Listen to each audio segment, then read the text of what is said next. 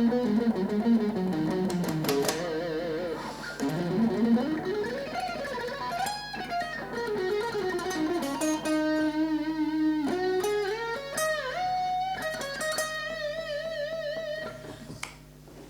so what I want to talk about here in this video is that after teaching guitar close to 30 years now, I've been playing since the late 80s, and for a majority or almost all the time that I've been playing had a major emphasis on technical playing, just mastering the instrument in general, but also developing all the techniques as much as possible, and you know, in general, just trying to think as smart as possible with all the techniques. It just what's one of my primary goals in the beginning, at least. As time went on, of course, I also started to think it was more important to, you know, to be able to compose and stuff like that. But that's not what we're here to talk about. What I want to talk about is that then teaching guitar for all those years, I've just found out through the years, because most of the guitar players that have been teaching through the years is guitar players who want to play, you know, technically very fluent, being fast and all that stuff. And so what I've learned through all this time is that, and this is good news to some people and some will consider it being bad news, but the the thing is that there isn't one thing that will get you to the goal regarding playing fast alternate picking.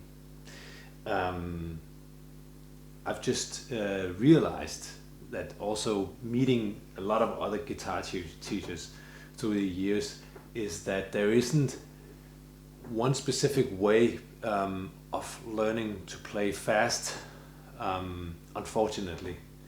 So it's not like there is just one recipe to do this, like there is with a cake or something like that, to get some specific end goal. The reason that we believe that is because the people who play fast alternate picking, they have done it in one way.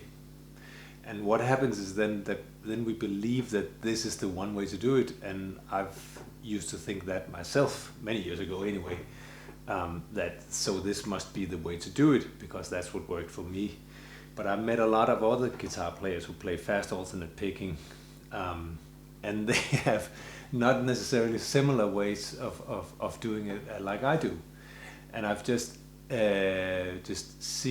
come to realize that to develop this technique, there is not just one way to do it. So, you know, one specific lesson, because we're always looking for that one magical thing that'll get us there. And it isn't there. There isn't just one way. For some reason also,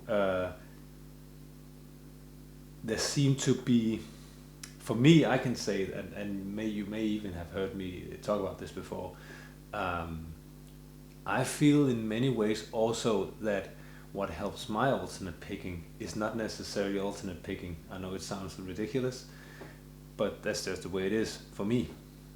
So in periods where I feel that my alternate picking it's a little bit like working out, you know, you do need to put a lot of emphasis. So even though you reach at some point the point where you start to be able to play fast, you from there you still need to put emphasis on it. It's like a little bit like a workout, so you have to keep doing it, you know, keep working on it. So for me, now that I've in general have the basic idea down how to play it, which in these modern times most people do know what it is. They do know that alternate picking is a downstroke and then an upstroke, and then you keep doing that same thing over and over again. So once you got that down and it's programmed into your brain, What also seems to get me playing more fast and more fluid is to practice a wide variety of things, a wide variety of techniques. And for some reason, if I have all my emphasis, all my work into alternate picking, my alternate picking doesn't become better. It sounds crazy, I know. So let's say that you spend 20 minutes, half an hour every day on working on your alternate picking technique. That's great. I think it's a little bit like working out your muscles. Not that I have a lot of experience with that, but I believe that you cannot just go down to the gym, I believe, and just keep working on the same muscle again and again and again. You have to get a balanced workout. You pretty much destroy the muscle, and then the body needs time to build it up again. And then if I just keep destroying it, so I'll get an injury. And it seems to be a little bit the same with alternate picking. You need to have a wide variety of things that you work on. You do need to, I mean, with all this said that I've been saying now, of course you need to develop the technique. And that can be almost anything.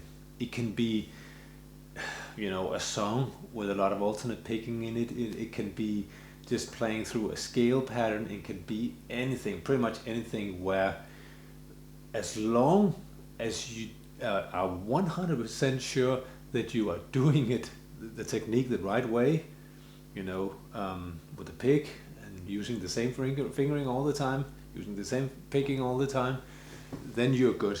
Then everything is okay. Then you just need to let it, let it sink into your brain, and this takes time.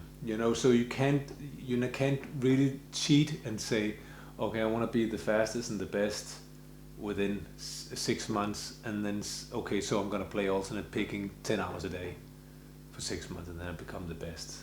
As unfortunately not how it works. You do have to let it cultivate. So what I want to say here with this is that making it even more simple is to help you cut through all the information that there is out there.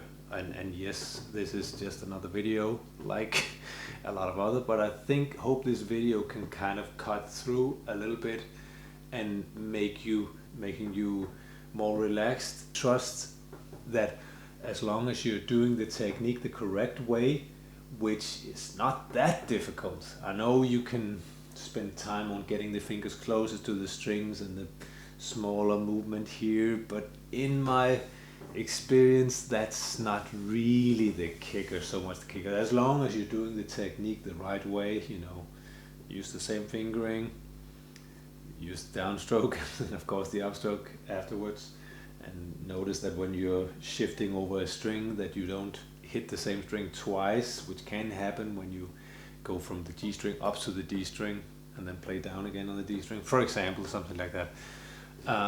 As long as you're doing that, then it will happen, but you can't force it. And so I hope that this video can kind of cut you through maybe information, or maybe you're looking for just that right lesson that'll get you quicker to the goal. It doesn't exist, so you just have to be patient with it. I know that's much easier to say. What you really need to do is to enjoy the process. I'm sure you heard this about many other things, but it's really, really true. As long as you enjoy practicing and enjoy playing, everything is as it should be. So I hope that this helps with your playing and your practicing. And so also what I can just say is that as long as you have your focus on the technique, doing everything the right way, it will happen eventually. So don't force it, and don't start looking for the magic lesson.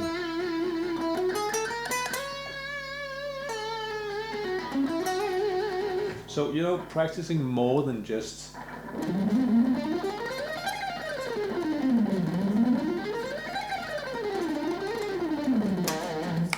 more than just one thing. Practice more than just one thing. Yeah, my guitar, every time I use the whammy bar, this guitar goes out of tune. I need to get it fixed. So, but what I wanted to say is, for me,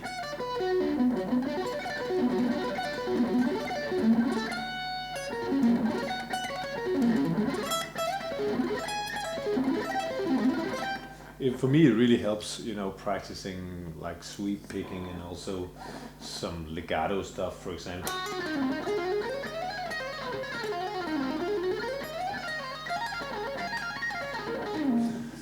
Whatever, you know, just in general having your focus on the technique and developing your guitar technique in overall and not only alternate picking. So I really hope that this will help you. And don't forget that you can also get my free technique program if you click the link under the video here.